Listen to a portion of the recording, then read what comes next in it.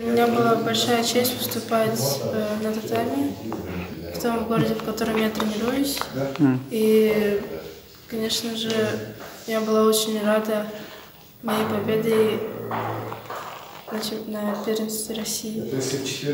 Да. В следующем сезоне тебе предстоит выступать на этапах Кубка Европы. До этого у тебя опыт международных стартов есть? Да, Был? да, был. Например, на каком соревновании и с каким результатом ты боролась? До этого боролась на Еврокубках и где-то пробарывалась круга 3-2.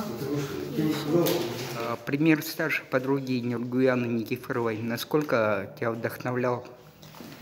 Нургуяна поддерживает очень хорошо, всегда подскажет,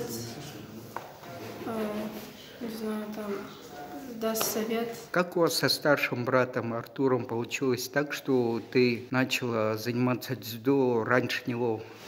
Получается, рядом с нашим домом стоял зал, и папа меня записал туда.